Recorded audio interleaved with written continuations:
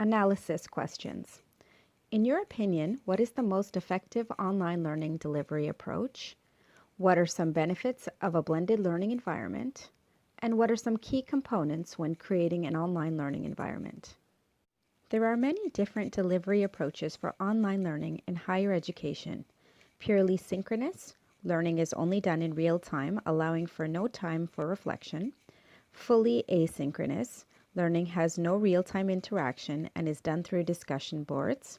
Self-study, where learners are left to study on their own the content. And the most effective one is a combination of both synchronous, face-to-face real-time interaction and asynchronous discussions and reflection. The predominant delivery approach used for online learning in higher education is a blended learning environment. A blended learning environment is a learning environment that encompasses more than one specific delivery approach to learning.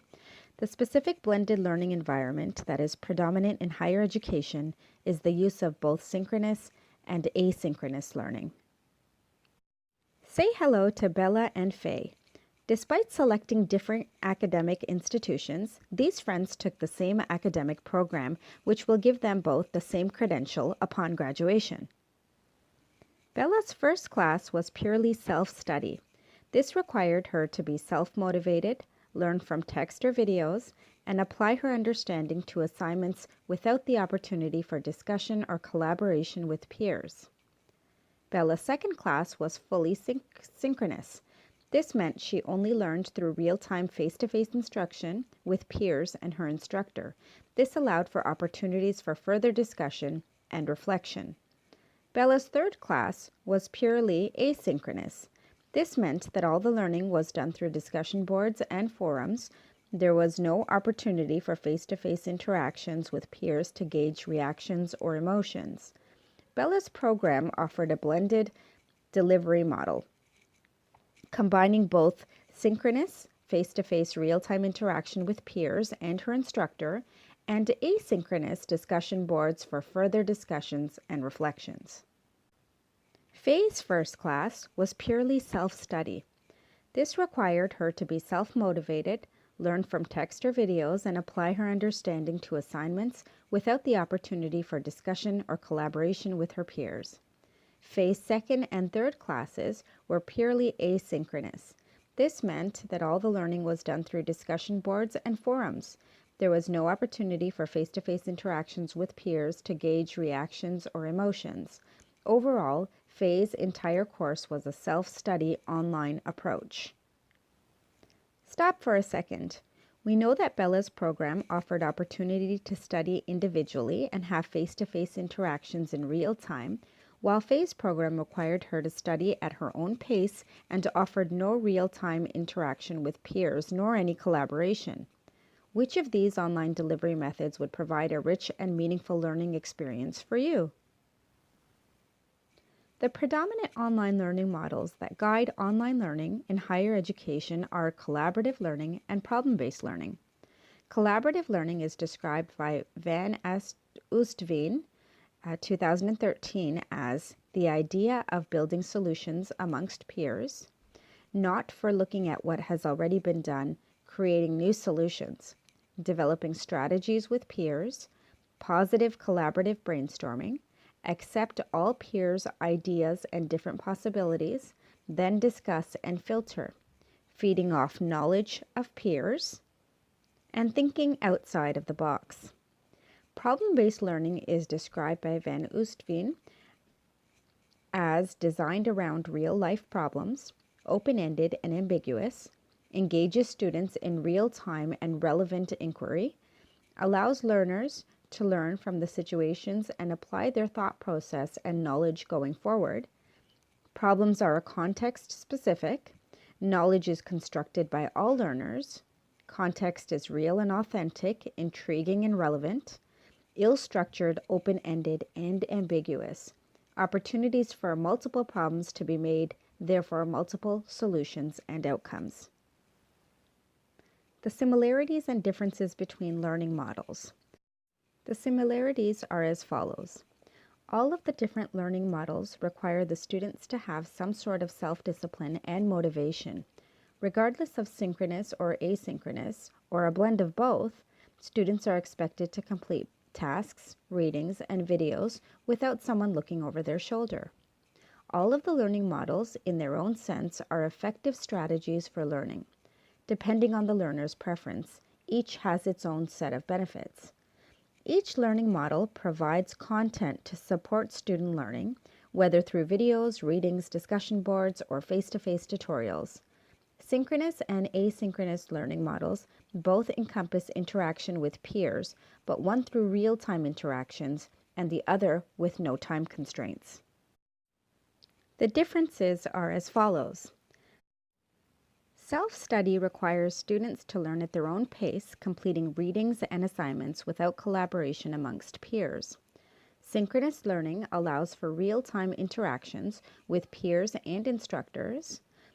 This allows for prompt feedback and answers to questions and course content.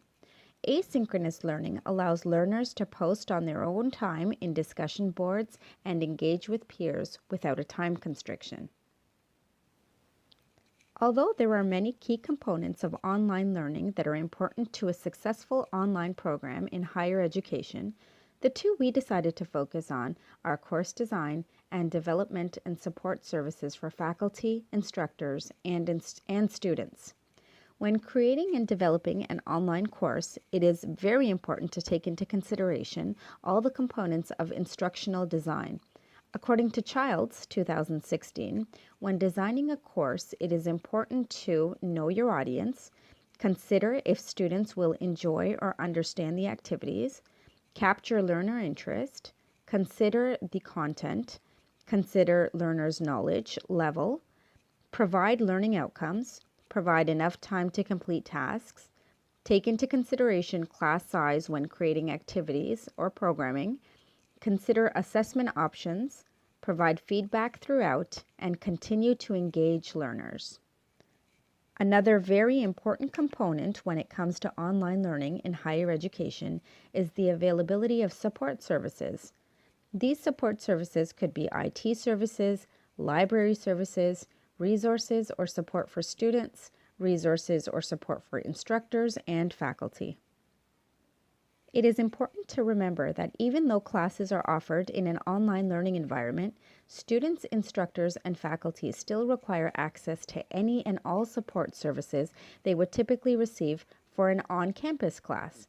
It is also important to recognize that students who are part of an online learning environment may require more technical support than those who attend on-campus classes. Advantages of blended learning. Pedagogical richness, best of both worlds, which is a chance to reflect as well as part of a synchronous setting. Access to knowledge, can find information on your own time instead of having to wait to attend a class. Social interaction, participation through synchronous activities. Cost effectiveness, you can reach more students in a cost-effective way. And ease of revision, as information changes, it is easy to revise or update course materials. Challenges with blended learning include the role of live interaction, when, how, and why. Role of learner choice, self-regulation. Models for support and training, brings new skill set for instructors, students, and institutions. Digital divide, which requires a certain level of access depending on program requirements. Cultural adaptation, may or may not be comfortable from certain cultures. Innovation and production balance. How do you produce a program or course that is sustainable? Future trends for blended learning. This chart illustrates the rise in a blended learning approach in higher education settings from 2003 to 2013. Future trends for blended learning. Mobile blended learning, the ability to adequately access learning specifically through a mobile device. Greater visualization and individualization, more opportunities for students to guide their learning experiences. Self-determined blended learning. Increased correctedness and community. More readily available access to peers and the learning community. More face-to-face interactions. Increased authentic and on-demand learning, and linking work and learning. Synthesis questions. Why are both synchronous and asynchronous environments important in online learning? What do you think online learning will look like in 5 years? 10. Will online learning completely phase out on-campus classes?